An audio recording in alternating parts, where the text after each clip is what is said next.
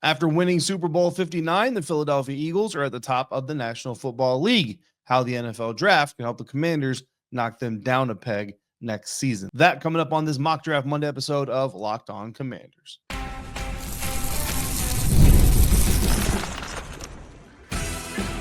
You are Locked On Commanders, your daily podcast on the Washington Commanders. Part of the Locked On Podcast Network, your team every day. And welcome inside today's episode of Locked On Commanders. I'm your host, David Harrison, here with you every Monday through Friday, your friend on the ground covering the Washington Commanders for Sports Illustrated's CommanderGameDay.com. I want to thank you for coming through today. In this episode, we are going to be discussing the possibility of the Washington Commanders trading up and also the possibility, more likely, scenario of trading down. We've also got Mock Draft Monday. Here's 7 rounds of mock draft picks that are going to help the Commanders knock the Eagles off their perch this coming season. For the everydayers out there, I want to give you a special thank you for coming through every single day. You probably are, but if you're not, go ahead and subscribe for free on YouTube or wherever you are listening to this episode right now. And if you're new to the show, I want to give you a thank you for coming through, trying out the Locked On Commanders podcast, daily podcast covering the Washington Commanders. So make sure you come back every single day, all part of the Locked On Podcast Network, your team every day. Today's episode is brought to you by FanDuel, and right now, new FanDuel customers, you can get $150 in bonus bets if your first $5 bet wins. And of course, even though the NFL season is officially over, there's still plenty of things going on to bet on if you are the betting type of person like I am, for example. Philadelphia Eagles won Super Bowl 59 convincing fashion over the Kansas City Chiefs. Kansas City Chiefs fall short of their goal of being the first NFL team to win back-to-back Super Bowls. However, they are the first NFL team to win back-to-back Super Bowls and then go to a third to have that opportunity. So there's a little bit of silver lining there, I suppose, if you're a Chiefs fan. But for the Eagles fans, celebrating a Philadelphia Eagles Super Bowl, the only way that Eagles fans really know how to, and that, of course, is by nearly destroying the entire city of Philadelphia. I don't get it, but it is what it is. When looking at competing, NFL teams always want to look at who's the best team in our division, who's the defending, division champs, who are the contenders in the division, and how do we beat those teams? That's like the first step in evaluating your team. So when you're looking at the Washington Commanders in this case, the answer is the same of who do I have to beat to win my division, who do I have to beat to win the Super Bowl. The answer essentially has become the same here because of this result, and that, of course, is the Philadelphia Eagles, who won the NFC East and then also end up winning the Super Bowl. So to beat them, sometimes you got to join them or at least be able to counter what it is they do, and you got to kind of respond to what it is those competitors do really well. So when a team is as good as the Philadelphia Eagles are and have been in the trenches, you got to try and match that energy, because when we look back at the 3 Philadelphia Eagles matchups between the Commanders and that team this year, you can clearly states that those really were the big areas of emphasis and where the Washington Commanders ultimately fell short of defeating the Philadelphia Eagles in 2 of those 3 opportunities was started up front, I should say. So this Mock Draft Monday, we're kind of eyeing the Philadelphia Eagles. How do the Washington Commanders improve their roster from today, which is early mid-February, still free agency to come, still a lot of changes to this roster to take place, but who are some of the prospects we're kind of eyeing at this stage in the offseason to try to become a roster that can stack up with the Philadelphia Eagles? And I think when you do that, you got to start with run defense, right? Stopping the Eagles still, to me, I believe, starts with stopping Saquon Barkley. The Kansas City Chiefs were able to do that a little bit more often, or a little bit better than most do, but they also have to be able to pass protect. That's something the Chiefs didn't do very well. 6 sacks by the Philadelphia Eagles defense in the Super Bowl without blitzing once, and it draws direct parallels to Week 11 when the Eagles faced the Washington Commanders and didn't stack the box once. This Eagles defense fully capable of getting pressure with the organic front 4. So if you're wanting to emulate that, you got to kind of have to look after that. And then once you get past all that, you've got to have receivers who can find space and coverage and win individual matchups, and you need to be able to defend against the deep ball, because the Eagles have shown, and Jalen Hurts certainly showed on the national stage in Super Bowl, that when you sell out to stop Saquon Barkley, if I still have time, I can hit some deep balls, hit some important passes to pick you apart that way. So with all that in mind, we head into our Mock Draft Monday with those roster goals, and I'll make a few educated guesses as to the state of the roster by the time April comes, but it all leads to our first pick at number 29 being edge rusher Nic Scourton out of Texas A&M.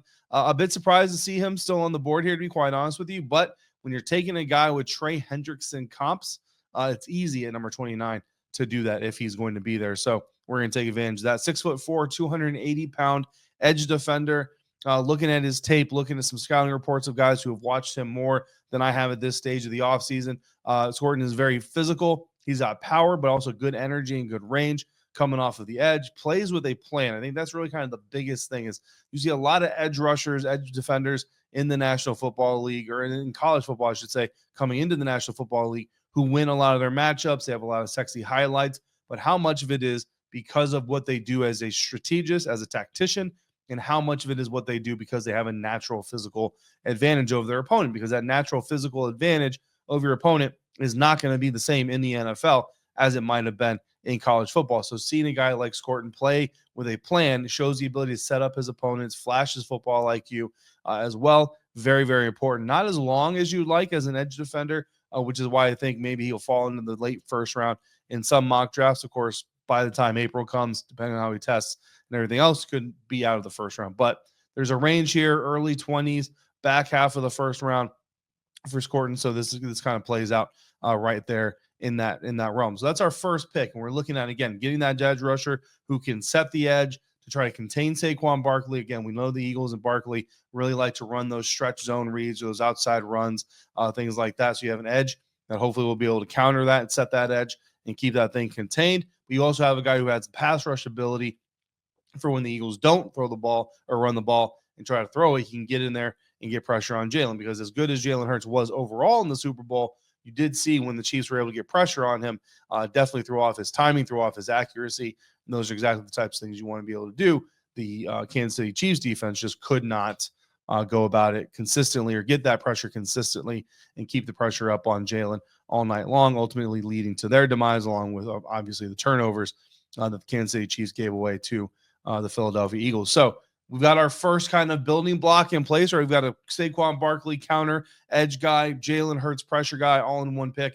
That's exactly what you will kind of want to do, but we still got some other stuff that we need to do, right? We need to shore up our own offensive line. We need to shore up the receiving game, pass defense game, and all that stuff. So we're going to go through this mock draft, continuing with those focuses in mind. Coming up next on today's episode of Locked On Commanders, part of the Locked On Podcast Network, your team every day.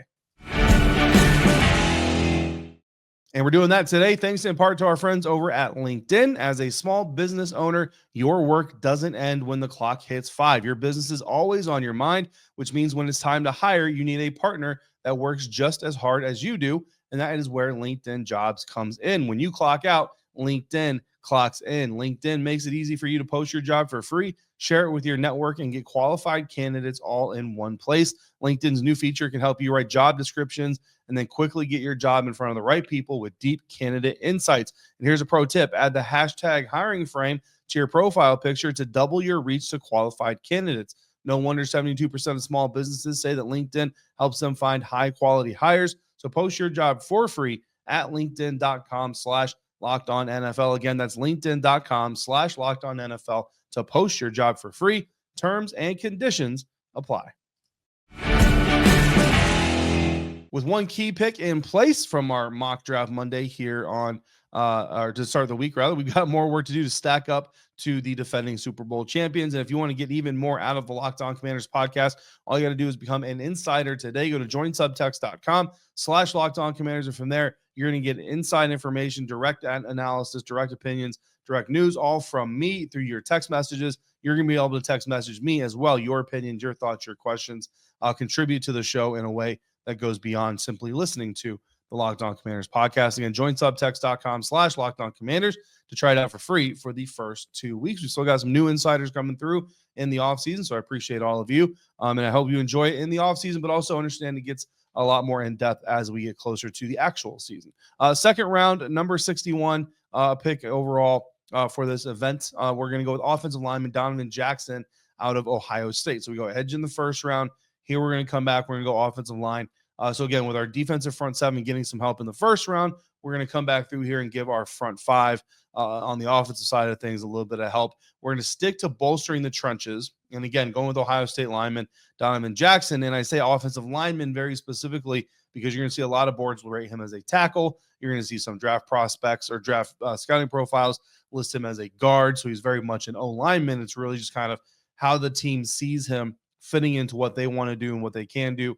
And then, of course, what he develops into as his career progresses. So for me, I'm going to put him as offensive lineman because I think the Sam Cosmi injury, I know coming into the kind of the early part of the postseason, Commanders fans were already starting to talk about kind of the future and what the team needs and all that stuff. And I know a lot of people were like, hey, maybe this team replaces Andrew Wiley at right tackle, or maybe they go get a blue chip left tackle out of college, move Brandon Coleman over to the right side, whatever it is. But with the Sam Cosmi injury, even if that might have been in the cards, this might delay things just a little bit because you don't want to have to go out there and replace your entire right side if you can help it. So with Sam Cosmi out, having Andrew Wiley out there as a serviceable right tackle with the experience he has in this Bobby Johnson system certainly has, some upside to it. Again, never say never. I'm not saying it won't happen, but this move is kind of one where you bring in Donovan Jackson, you start him off probably as a right guard. Certainly in camp, you want to get him some tackle reps with the second team, all that stuff, but you're probably going to start him off as your right guard to replace or, fill the spot for Sam Cosmi until he's back. Jackson started at guard in his career, played over 1,900 snaps at left guard in his college career. So he certainly has interior line ability. And then when Cosmi is able to come back healthy, watching him make the decision on whether or not he's a tackle. If he's a guard, then most likely in 2026, you're looking at him challenging Nick Allegretti for that starting job. If he's a tackle, then maybe you see him kick out right to replace Andrew Wiley at that point. Most likely 2 years of Brandon Coleman at left tackle, unless he falls off a cliff, you're probably going to keep him there. So Donovan Jackson, Ohio State offensive lineman, is our pick at number 61. So trenches back to back. And then here in the third round, number 79, we're going with that pass defense, right? Philadelphia Eagles showed in the Super Bowl, and they've shown in other times during the season. You stop Saquon Barkley, you contain Saquon Barkley. You still got to watch out for that deep ball because the Philadelphia Eagles like to throw that. Jalen Hurts certainly has the ability when he's given a clean pocket to do that. So we try to give him a messier pocket with our first round pick. Now we come back with our third round pick and try to get a longer physical defender, number 79 overall cornerback, Azareye'h Thomas out of Florida State. Again, long perimeter corner. He's like 6'1", but he looks longer than 6'1". Loves to play press man. Very physical at the release, very physical through the stem, very physical at the break.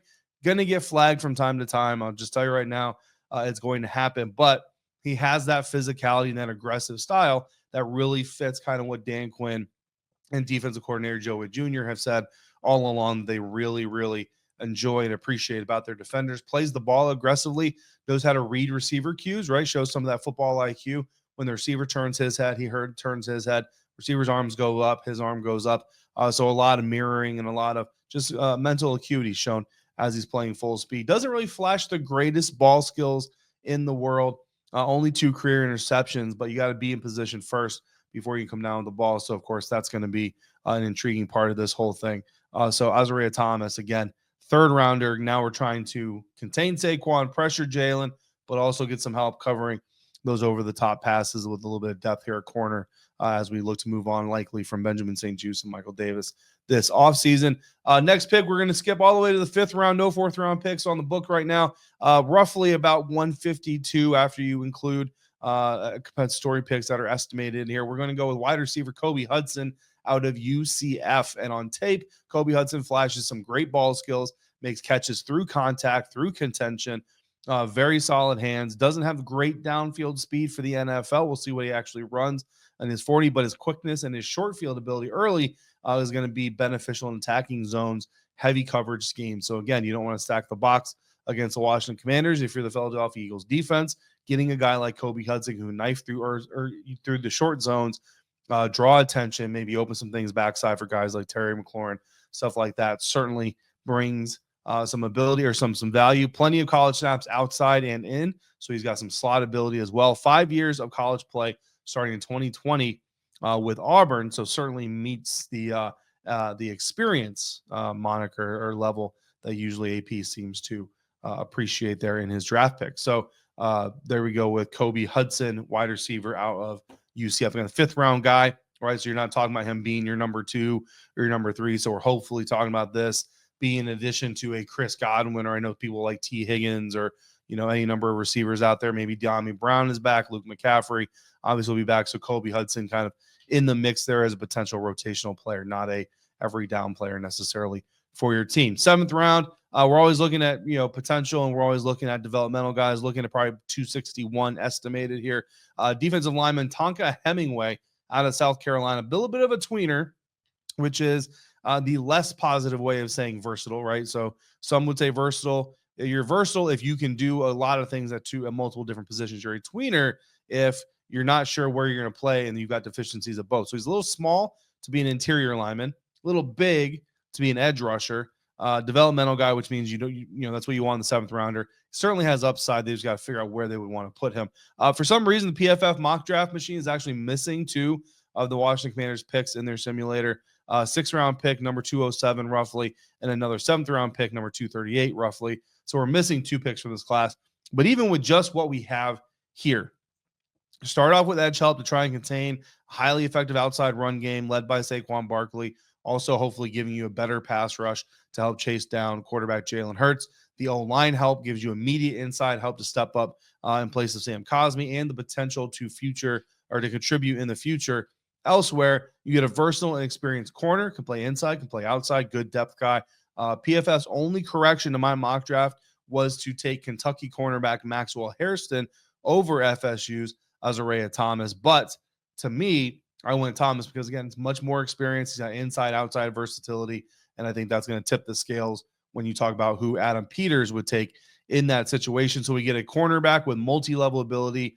We get a receiver with multi-level ability as well. That'll help Terry McLaurin, Luke McCaffrey, whoever else the team brings in as a receiver through trade, free agency, re-signing, things like that. And we get a defensive line prospect to help the back end of the roster as well. Overall, PFF gave us an A-. It says that our mock draft is in the top 30% of Commanders mock draft, so that's pretty good news. But what if Adam Peters, Commanders general manager, wants to be aggressive? A lot of people expect AP to be more aggressive this offseason.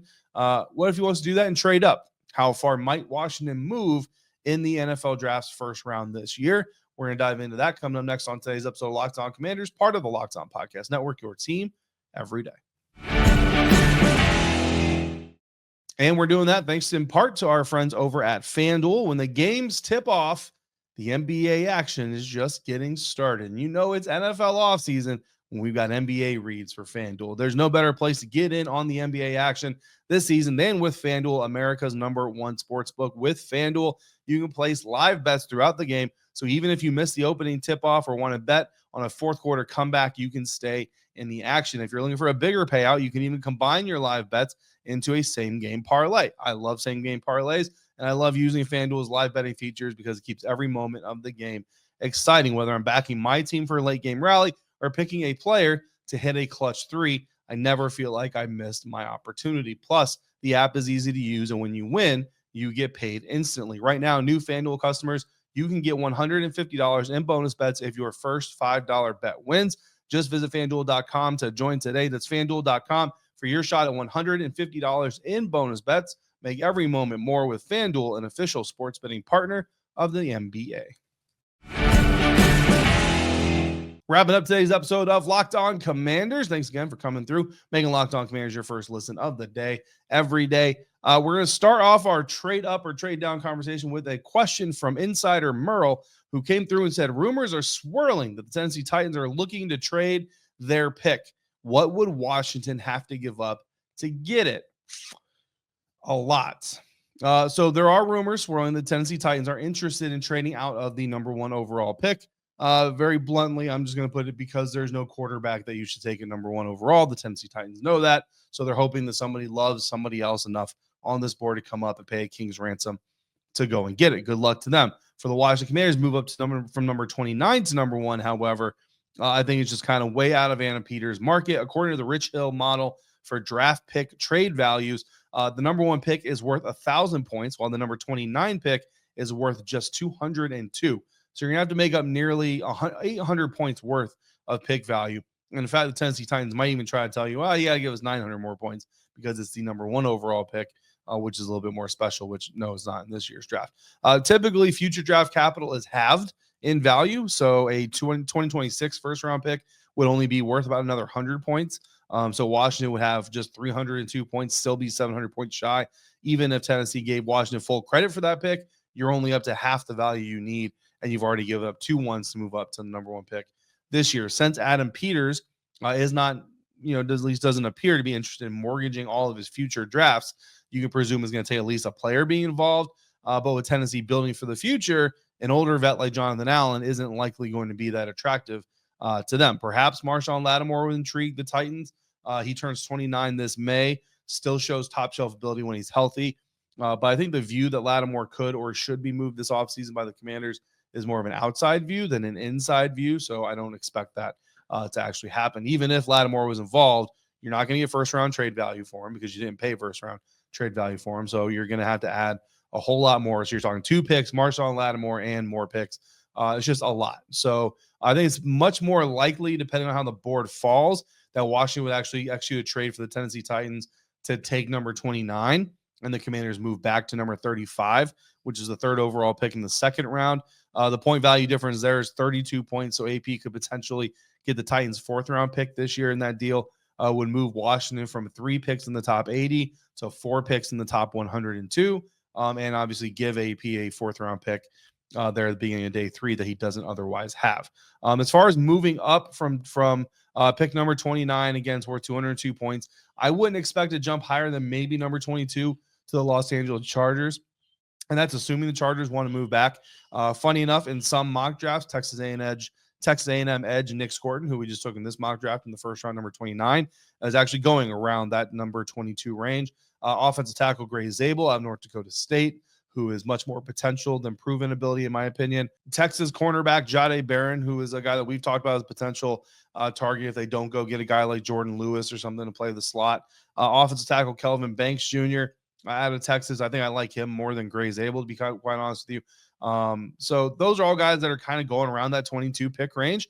And honestly, the same value of player is pretty much there at number 29. So, depending on how the mock draft season develops and how these evaluations develop, obviously a guy could take a big jump. I'm not sure it's going to make a whole lot of move for Adam Peters to move up unless he's just, fully in love with somebody on the board and just kind of has to have them. So I think more likely than not, you're looking at the Commanders trading back versus trading up. Of course, the number 29 pick may not even belong to them by the time we get to that stage, because they may have used it to help bring in edge rusher Myles Garrett from the Cleveland Browns. So we'll see what happens with all of that as we move forward. But that's going to wrap it up for this Mock Draft Monday. I want to thank you for coming through. For the next episode of Locked On Commanders, we are going to look at our rookie contribution breakdown from this last year's class. See just how well Adam Peters' first class is looking after his freshman season. In the meantime, if you got questions or comments, all you got to do is text me directly by becoming a Locked On Commanders insider at joinsubtext.com/LockedOnCommanders. For your next listen, check out the all-new Locked On NFL podcast. Tyler Rowland kicks you off in the morning with some NFL espresso. Tony Wiggins brings you in for some real NFL talk in the afternoon. It's the all-new Locked On NFL, and it's twice per day. As always, I want to thank you for making Locked On Commanders your first listen of the day, every dayers. I want to thank you for being so darn consistent coming through for the program. And until we speak again, if you're out and about, please be safe, be kind, and I'll see you next time for another episode of Locked On Commanders, part of the Locked On Podcast Network, your team every day.